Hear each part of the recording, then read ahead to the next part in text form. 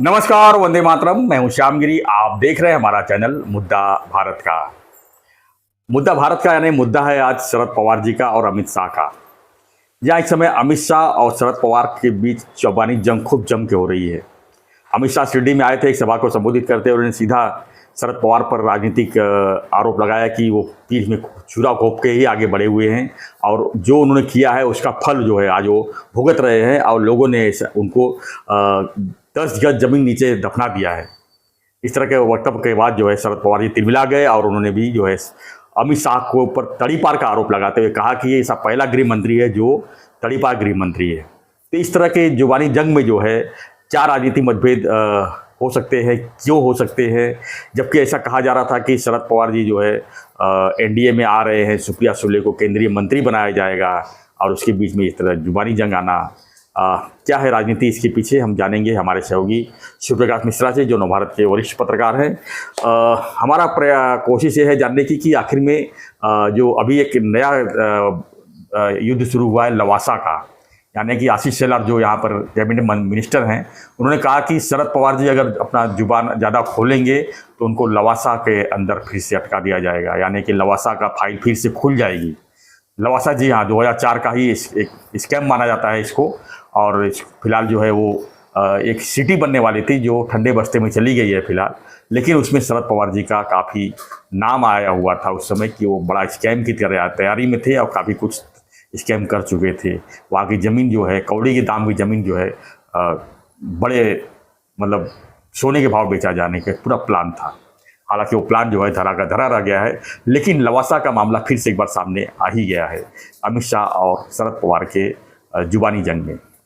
मिश्रा जी क्या कहेंगे इस राजनीति में, क्या कहेंगे कि एक तरफ से कहा जा रहा है कि शरद पवार जो है एनडीए में आएंगे, सुप्रिया सुले को केंद्रीय मंत्री बनाया जाएगा, अब उनके पास कोई चारा नहीं है क्योंकि अब लोकसभा भी चुनाव नहीं है, विधानसभा चुनाव सीधा 5 साल 4.5 साल का गैप है। तो उसके बाद इस तरह जुबानी जंग एक तरफ अमित शाह आते हैं महाराष्ट्र में और सीधा जो है उद्धव ठाकरे और शरद पवार को इस तरह का वक्तव्य करते हैं कि पूरी तरह से राजनीतिक घायल हो गए। नहीं, देखिए, शरद पवार जी के बारे में ये कहा जाता है कि वो जो बोलते हैं वो करते नहीं जी, और जो करते हैं वो फिर पता नहीं चलता किसी को, बैकग्राउंड में कुछ और ही चलता है। हाँ, कुछ अलग ही चलता है। तो शरद पवार जी का देखिए जो कल का काफ़ी बयान जो आया है इवन गृह मंत्री जी के खिलाफ, या जो उन्होंने बोला है, उसी तरह गृह मंत्री जी ने भी कहा कि भाई यही सब तो वो कृत्य कहा जाए या इस तरह की राजनीति करके पवार ऊपर आए, और उन्होंने इस तरह की बहुत सारी राजनीति 1978 से ही उनका जो है चिट्ठा उन्होंने खोलना शुरू किया था।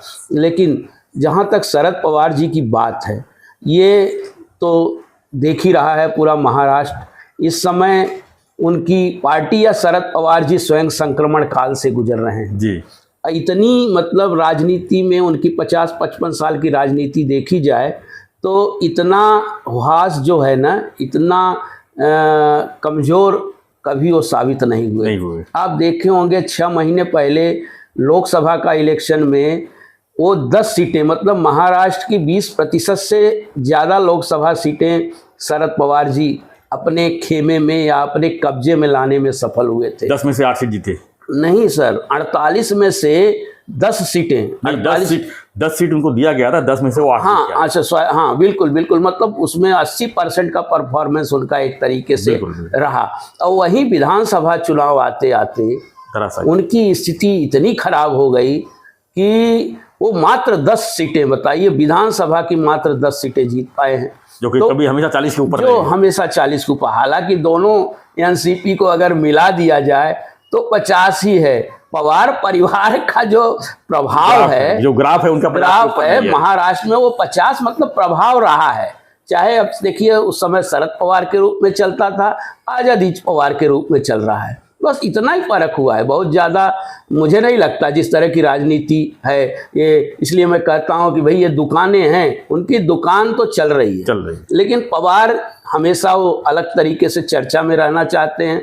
अब आप देखिए उनसे ज़्यादा बड़ा हमला उन्होंने या अपने जो गृह मंत्री जी हैं उन्होंने उद्धव ठाकरे पर भी किया, लेकिन उद्धव ठाकरे ने कुछ नहीं बोला।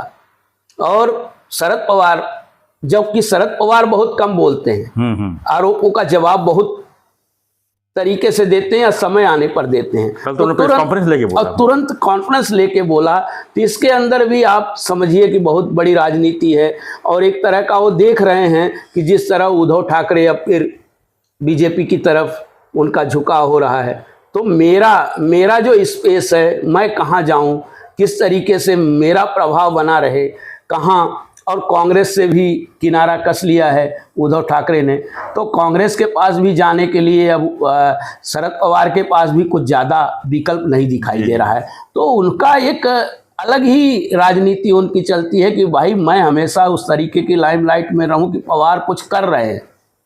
तो पवार का ये जो वक्तव्य है ना, वो अलग दिशा में जाता है, क्योंकि मैं समझता हूं कि पवार जो है ना, बिना सोचे समझे कुछ बोलते नहीं हैं, और जब बोलते हैं तो थोड़ा सा ऐसे लगता है कि वो दिशा को जो है ना, राजनीति की दिशा को पलटने मतलब घुमाने की कोशिश करते हैं कि राजनीति कहाँ जा रही है, इसको कहाँ। तो आगे आने वाले महापालिका के चुनाव भी हैं, नगर निकाय के चुनाव हैं, जिला परिषद के चुनाव में हैं, तो उस दिशा में पवार, जैसे आपने कहा कि केंद्र में एक तरफ बात हो रही थी केंद्र में शामिल होने की, आप देखिए गृह मंत्री के खिलाफ भले वो बोलते हैं, लेकिन प्रधानमंत्री जी के प्रति, शरद पवार के प्रति उनकी एकदम मतलब जवान, मतलब एकदम सॉफ्ट व्यवहार रहता है उनका, उस तरीके से चल रहा है मुलाकात। और आप सोचिए कि अभी जन्मदिन था उनका, 1 महीने पहले जन्मदिन था, स्वयं गृह मंत्री उनके जन्मदिन की बधाई देने पहुंचे थे।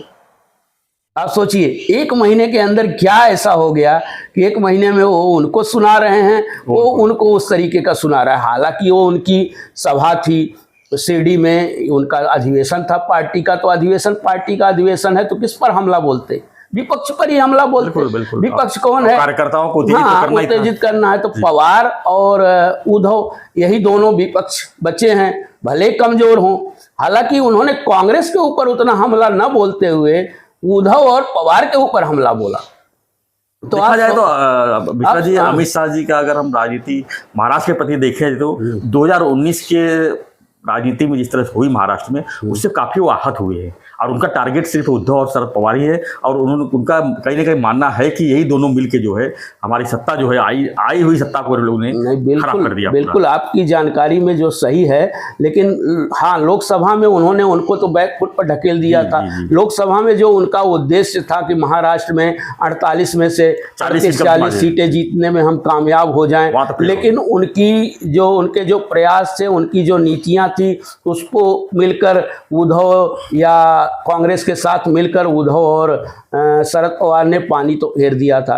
लेकिन 6 महीने में वो अपनी पुरानी स्थिति हासिल कर लिए और बहुमत के साथ सरकार बनाई। इस पर भी मतलब वो इसके बावजूद भी वो उनके ऊपर हमले कर रहे हैं, इसका सीधा संकेत यही मिलता है कि वो चाहते हैं। अच्छा, इस बीच में ये भी भूमिका चल रही है कि उद्धव हो सकता है कि विधानसभा चुनाव में महापालिका चुनाव में नज़दीक जाने की कोशिश कर रहे हैं। तो इसमें नज़दीक, और उन्होंने ये भी कह दिया, उद्धव के खिलाफ भी बोलकर ये भी साबित कर दिया कि नहीं हम महापालिका चुनाव में इस तरीके से वो नहीं करेंगे, अकेले लड़ेंगे, उसमें भ्रम की स्थिति नहीं पैदा होगी, हम शिवसेना या महायुति के साथ ही लड़ेंगे। तो महायुति को भी एक तरीके से एकजुट करने का उनका एक तरीके से प्रयास है। अब आज ही देखिए प्रधानमंत्री जी स्वयं महायुति के विधायकों से मिल रहे हैं। महायुति से जिस समय हम लोग बात कर रहे हैं, महायुति के विधायकों के साथ उनकी बैठक चल रही है, उनको संबोधित करने वाले हैं, उनसे चर्चा करने वाले हैं। तो ये बहुत बड़ी बात है, साथ लंच करने वाले हैं, और ये बहुत बड़ी बात है। और ये पहली बार है कि कहीं किसी राज्य में, बहुत दूसरे राज्यों में भी उनकी गठबंधन की सरकारें हैं, लेकिन वहां तो चर्चा नहीं करते प्रधानमंत्री जी। वहाँ आप देखिए बिहार में है, बिहार के सभी ये गठबंधन के विधायकों से, एनडीए के विधायकों से वो चर्चा नहीं करते, लेकिन यहाँ महायुति तो एक संकेत देना चाहते हैं, एक संदेश देना चाहते हैं कि यहाँ महायुति हमारी महाराष्ट्र में कायम रहेगी। और इसका जो असर है ना, तो सीधे सीधे शरद पवार जी पर पड़ने वाला है, सीधे सीधे उद्धव जी पर पड़ने वाला है। तो वो बैक फुट पे इससे जाने वाले हैं। और कांग्रेस को तो अब ये स्थिति यही है कि वो भी चाह रही है कि भाई हम अपना स्थान जो भी है तो अपना बनाए रखें, और वहाँ जो विधानसभा चुनाव में जो करारी हार हुई है, इससे कैसे उबर सके। इसी बीच देखिए एक और चेहरा जो आप देख रहे हैं मनसे का, जो राज ठाकरे को लेकर भी बीजेपी में कुछ ऐसा चल रहा है कि आने वाले चुनाव में राज ठाकरे से हमारी नज़दीकियां बढ़ें, हम उनके साथ गठबंधन में कुछ चुनाव लड़ सकें। इसकी भी बीजेपी के अंदर एक कयास लगाया जा रहा है, एक इस तरीके की चर्चा चल रही है। तो महायुति में इनके साथ भी हैं, लेकिन प्लस वन बीजेपी की अलग नीतियां चलती हैं, इसमें संदेह नहीं लगता। लेकिन जिस तरह से आशीष शेलार ने कल कहा कि अगर शरद पवार ज़्यादा बैकग्राउंड में पीछे जाएंगे ज़्यादा, तो हम भी जो है लवासा का फाइल खोलेंगे, तो लवासा का फाइल क्यों नहीं खोलें? लवासा उनको याद दिला रहे हैं, लवासा याद दिला। देखिए मैं बहुत ज़्यादा उनके बयान से इत्तेफाक नहीं रखता जैसे हैं, तो लवासा एक अलग प्रकरण है। लवासा प्रकरण में शरद पवार का नाम भले उछला, लेकिन लवासा प्रकरण में भी शरद पवार का एक कहते हैं ना कि उनका एक हाथ जो है उसके विकास को पे रहा। अब लवासा प्रकरण जान रहे हैं, 12,500 एकड़ का वो प्रकल्प रहा, और उसमें शरद पवार निश्चित रूप से उसमें मुख्य भूमिका शरद पवार जी की थी। उसमें आर्थिक गड़बड़ियों की भी शिकायत की गई। SCL कंपनी ने बनाया, जो इस SCL कंपनी ने बनाया उसको, उस पर इनका हाथ रहा, चूँकि उनके ज़िले से था पुणे, बारामती पुणे जो है उनका एक जिला रहा, उस समय वो प्रभावित है। एक निस्संदेह देखिए एक बात कहेंगे कि देश का पहला हिल स्टेशन एक अपने आप में अजूबा काम हो रहा था, उसमें डाउट नहीं किया जाना चाहिए, लेकिन वो मामलों में फंसा, उसमें भी राजनीति आई। अब आप बताइए, ये आज कह रहे हैं फाइल खोलने की, वो कांग्रेस के ज़माने में वो प्रकल्प रोका गया जी। तो कांग्रेस और शरद पवार तो एक साथ थे, फिर भी कांग्रेस के सरकार में थे, कांग्रेस के सरकार में वो पर्यावरण आदि मामलों को लेकर उस प्रकल्प को रोका गया। उसमें तो आपसी राजनीति में ही वो कांग्रेस की ही आपसी राजनीति में वो प्रकल्प जो है ना भेंट चढ़ गया। बीजेपी तो विपक्ष में थी, हाँ उनको तो पता ही है। नहीं, बीजेपी विपक्ष में रही, खोलना चाहती है तो सरकार में खोल देना चाहिए। फाइल खोलने का नहीं मतलब वो बैंकरप्ट हुआ, वो बैंक जो विकासक था वो बैंकरप्ट हो गया, इतनी ज़्यादा उसमें खर्च हो गए और उतना उसका रिस्पांस नहीं मिला, बाद में वो प्रकल्प बंद रहा। तो ये सब तो राजनीति है। आप उसको कहेंगे, वो डराने की कोशिश करेंगे, उसमें कोई बहुत बड़ी बात नहीं, क्योंकि वो पुराना मुद्दा है। कुछ लोग होते हैं गले मुर्दों को उखाड़ कर उस तरीके से वो चेतावनी वगैरह देना चाहते हैं, लेकिन उसमें कोई मुझे ज़्यादा दम नज़र नहीं आता है।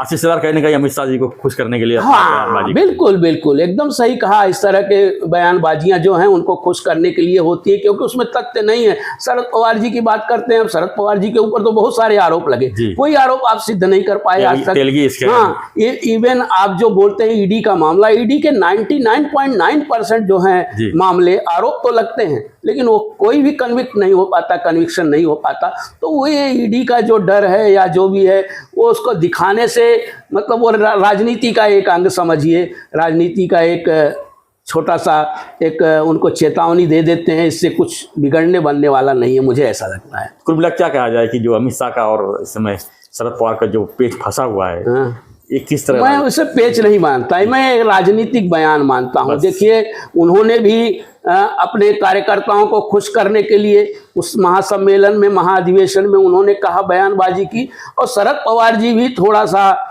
आगे की सोचते हुए, आगे की राजनीति को सोचते हुए उसका तत्काल उन्होंने उसका उत्तर देने का प्रयास किया, क्योंकि शरद पवार भी जानते हैं कि अगर उत्तर नहीं देंगे इस समय कोई न कोई, तो कार्यकर्ताओं में थोड़ा सा भ्रम की स्थिति पैदा होगी। वो अपने कार्यकर्ताओं को, बचे खुचे कार्यकर्ताओं को एकजुट कर रखना चाहते हैं, बस उसके पीछे उनकी यही मंशा होगी। और आगे चाहते हैं कि भाई शरद पवार और उद्धव ठाकरे या कांग्रेस इसमें कम से कम इस तरीके की बनी रहे, एक विकल्प बना रहे, मुझे ऐसा लगता है। धन्यवाद मिश्रा जी इस जानकारी के लिए। तो हमारा चर्चा यही था कि जो इस समय माहौल जो राजनीति चल रही है अमित शाह वर्सेस शरद पवार जी का, तो उसके पीछे क्या रणनीति है, क्या आगे की राजनीति है।